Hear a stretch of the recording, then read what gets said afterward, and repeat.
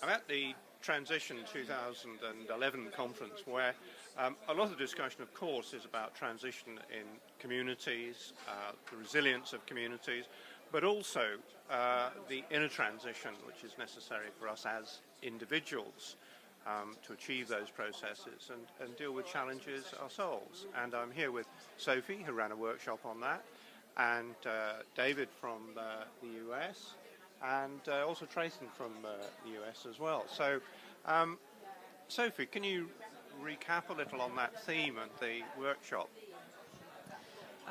We haven't actually run it yet. I'm just about to go and do it. So I'm not quite sure what's going to arise out of the workshop. But the thing that we're going to be looking at in that is two main pieces. So one piece is to really explore how what happens inside us as individuals links to what's going on out in the outer world. So often there tends to be a split, and we see that split in our movements, that some people are focused on what we're doing and how we make things and how we generate energy and how we grow our food, and other people are looking at our feelings, our state of consciousness, how we work in groups together.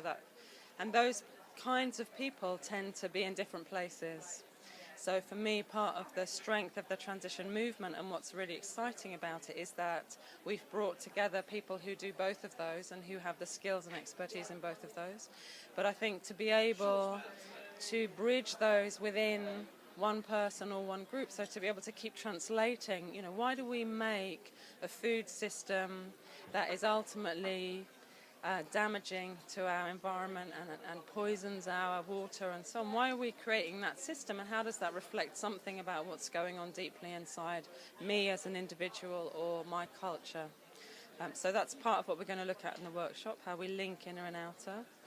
And the other bit is something to do with what the transition itself is. So for me, there's a whole system that we have which is to do with how we raise our children, our very early experiences of what life is like, how that shapes the way that our brain works. So the neuroscience now is showing how our brains are kind of formed by our early experiences, how that then reflects in our behaviour later on in our choices, and then how that shapes the world we make.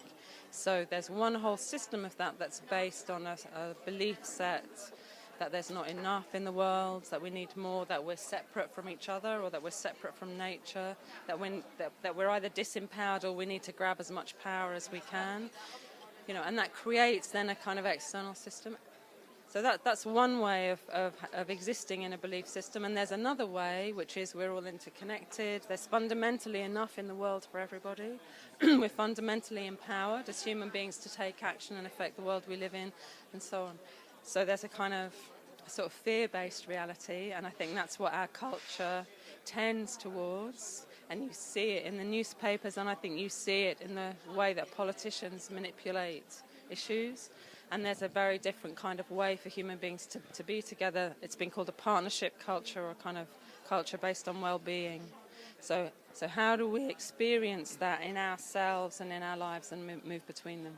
So that's a bit of a long answer, but we've got 3 hours to do that. Great. David?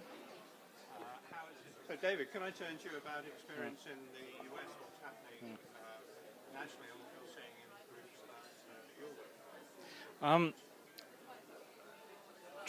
With the inner work, I would say mainly in the Northwest. That's my main experience of it. I would say it's been centered around group process and how groups work together, where people come into this work very fired up and concerned about the challenges that we're going to be facing in the coming years.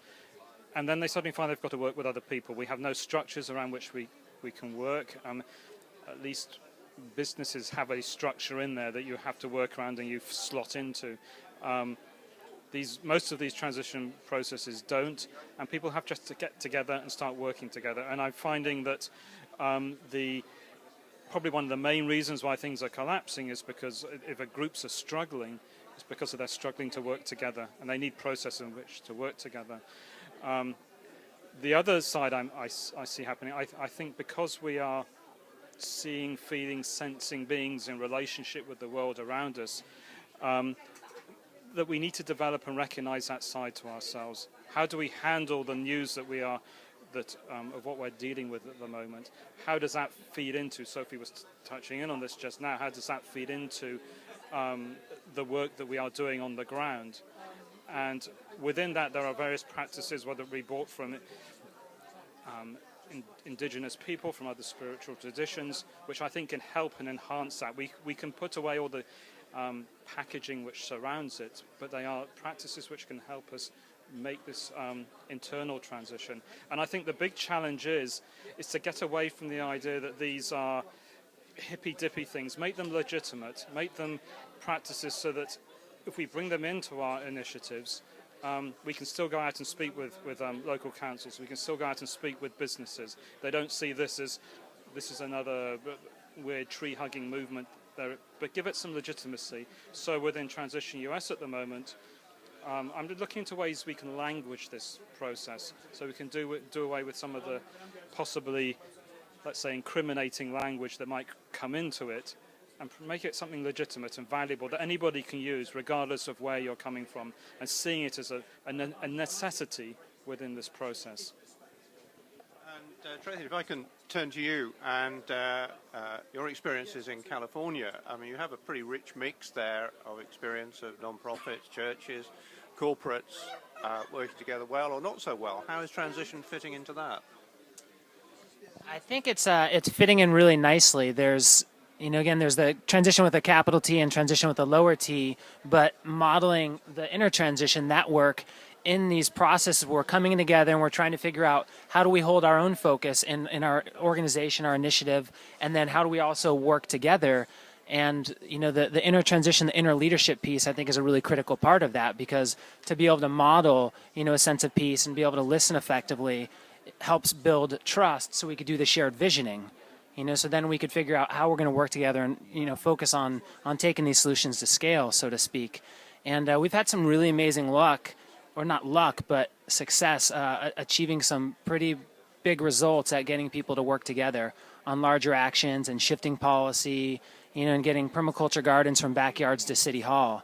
And so it may not always be spoken of, but the inner transition piece, that leading with how we live and showing up the greater presence and listening ability, those sort of things, I think are really critical to the process. And I'm excited to, like David was saying, figure out how do we language it to make it a little more overt and direct, that we believe this is a critical path forward. So. Right. And so finally, I know you've been co-authoring the new Transition Companion book, or you've been adding a little into it, no? I've been helping partly with the process of some of the bits of the ingredients, it's Rob's work, and different people have been putting in their different bits of expertise to make it a more rounded, overall collaborative product. So the bits that I've been trying to draw from different people and kind of put together is particularly the stuff around inner transition and stuff about groups. But other people have been feeding other bits in. So, So we'll be seeing that out in October from any good bookshop, as they say. Yeah, that's right. Yeah, look forward to that.